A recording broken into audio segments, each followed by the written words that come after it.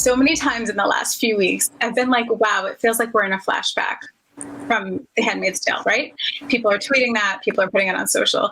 As someone who actually was in a flashback on The Handmaid's Tale, it doesn't feel like a flashback from The Handmaid's Tale to you? Someone sent me the protest scene.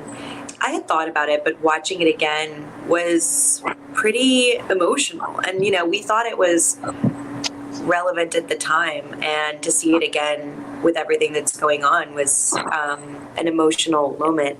At the same time, for me, you know, it's just a TV show, so I don't really kind of equate the two all the time. But yeah, I've been living in the reality for almost 4 years now of making a show that is way too uncomfortably close to real life. Yeah. Gilead's DC was so honking scary. It's heart-stopping to see the Lincoln Memorial like that. It kind of just really, it just arrests you, because I might be an actor on a TV show, but I'm also, you know, a citizen. It really hits you on a very emotional level. You actually did touch the Lincoln Memorial when you were up there shooting that big scene. I said to the director, I was like, I really want to, I have an instinct to like go up and put my hand on it and my head on it. And she was like, okay, let's just do it on like one of the last takes in case they tell us that we can't do that. Because there were a couple of representatives there, obviously monitoring what we were doing. And so one of the last takes, I went up and touched it. I'm sorry to keep using this word, but it was moving. I mean, it was emotional to be sort of one of the only people who's probably actually touched it, and to put my head on it. And you can't help but my heart was pounding. You know, it makes you kind of feel this sense of pride in democracy and pride in the country and the ideals that it was built on, and how important those were and are. And yeah. Yeah. I think Yvonne Strahovski was calling it the breakup scene, right, between Serena and June. It was a breakup scene, and I loved the opportunity to, as June, say to Serena, you know, some things that she hadn't yet said, like, you need to, this is your daughter. This is what you could do for your daughter. That is actually the best thing. And it was cathartic in that way. For me and the character, we loved shooting that scene. It was really, really special. We did it early in the morning because we had Lincoln Memorial for this one day, and we had the inside portion of it for the morning when there were going to be less tourists. And no one is allowed in there, and you can't have equipment touch the ground. So it was just me and her and Stuart Biddlecombe, our DP, who was operating the camera. Mm-hmm. And, you know, I think a first AC, and then that was it. So it was very intimate, and you could hear your voice echoing in that big chamber. But it felt very, very close to as if no one was there. It was as close as we could get to it really just being the two of us. Mm-hmm. I love her. This isn't love. You can't love. You don't know how. June's superpower, honestly, is that she believes that even in the worst person, that there is humanity. She believes that there is a spark of humanity in the worst villain, and that she can find it and she can use that. And that's her superpower. And it's also her Achilles heel, I guess you would call it. It's also her worst flaw, mm-hmm. because that's not true of everybody.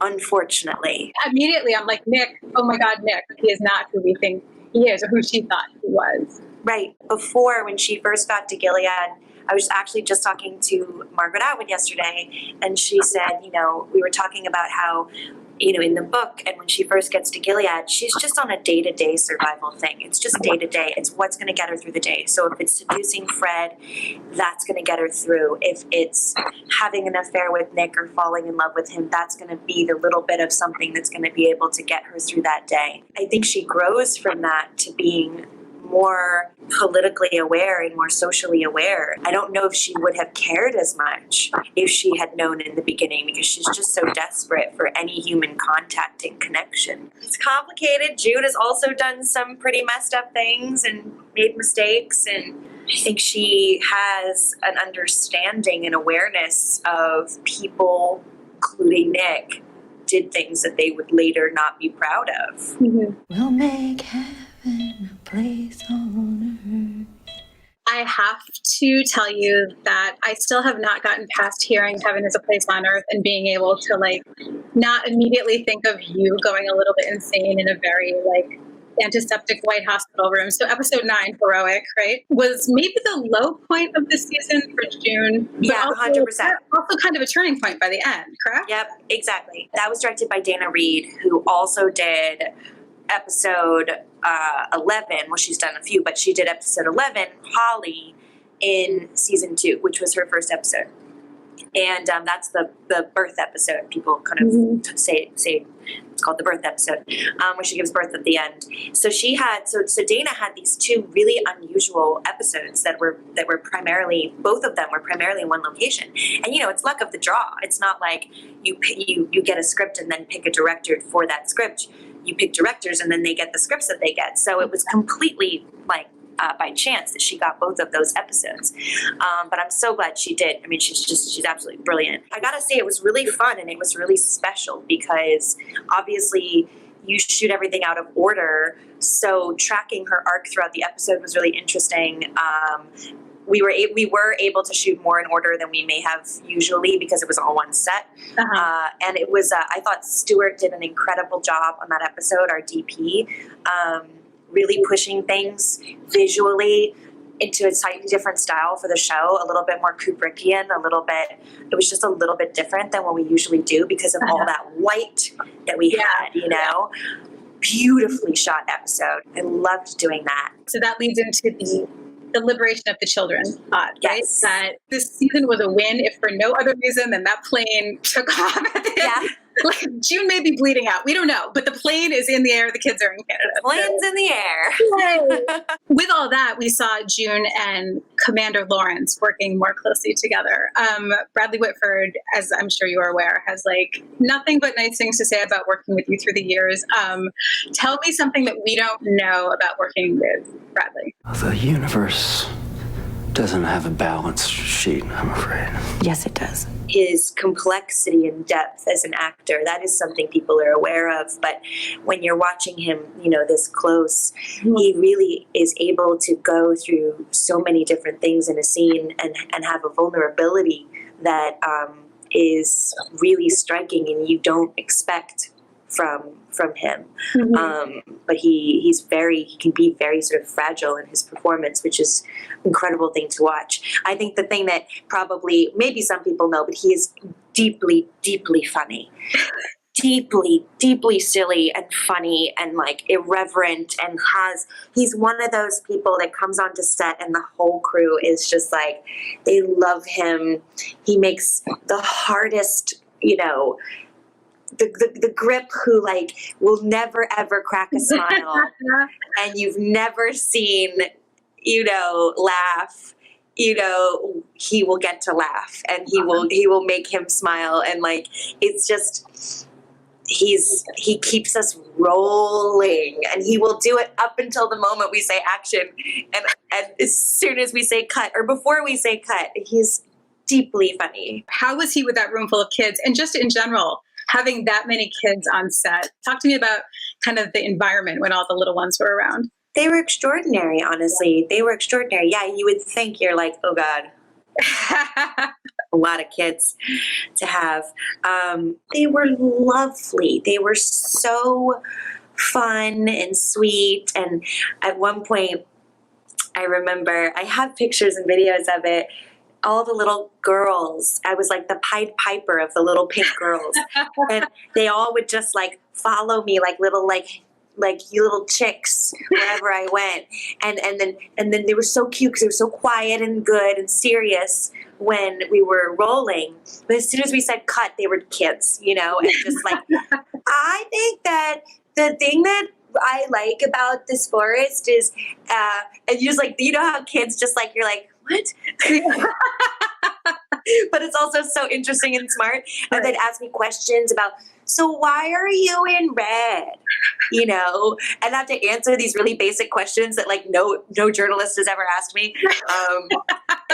And it was really fun. So they would just, every time we were on a break, these little girls would just surround me and just be like, who are you? Like, you know, one of the little girls had seen the show and I was like, where's your mother? June, as I mentioned before, takes a bullet. I'm just going to put it out there. She probably survives, given that I know you guys were already into season 4 before the COVID. I don't know. Maybe I was killed off and they're all just still shooting and they're just afraid to tell me.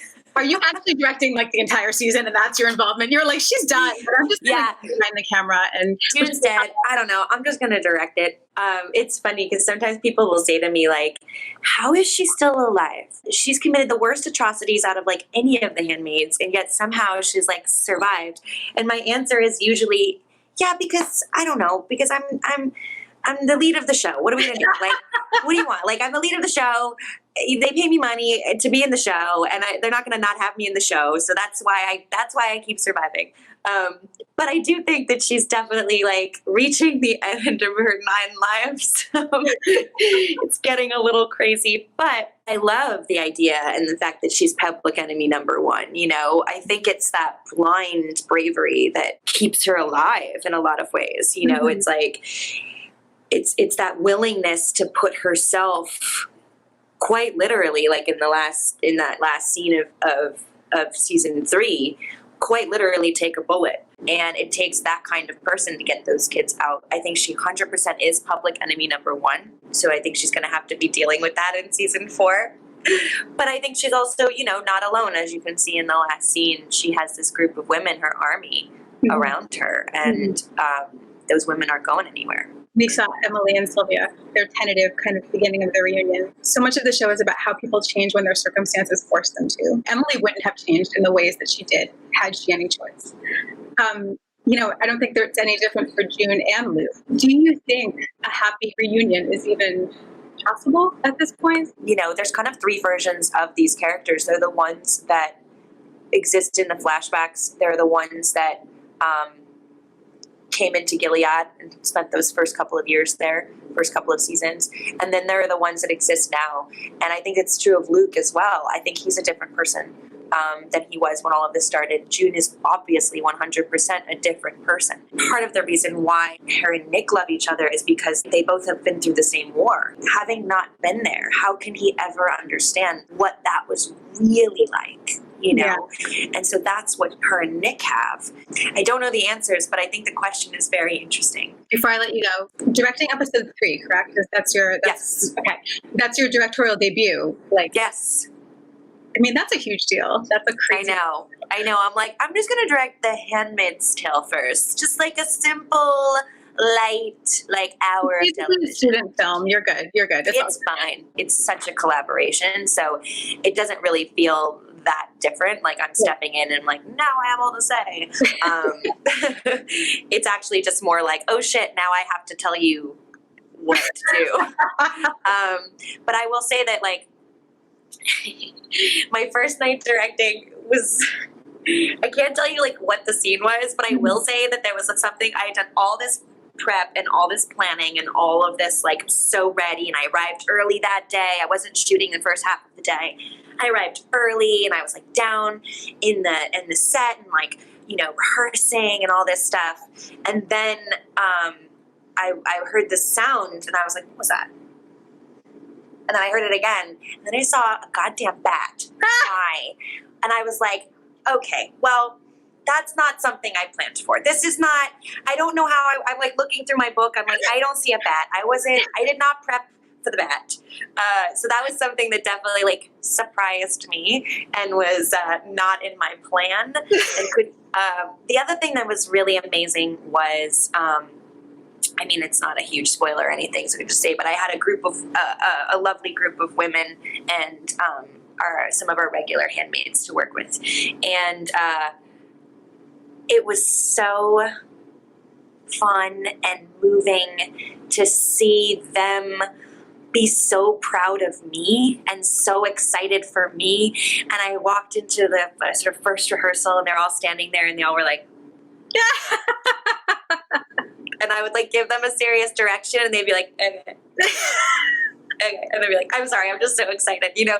So that was like, I was so moved by the fact that like they cared and they wanted to do a really good job for me. And, you know, this person who had just worked and acted with them for a few years. And so that was really cool. And then they all gave these incredible performances that just like blew my mind and made me cry. And like, it was a really, really fulfilling experience.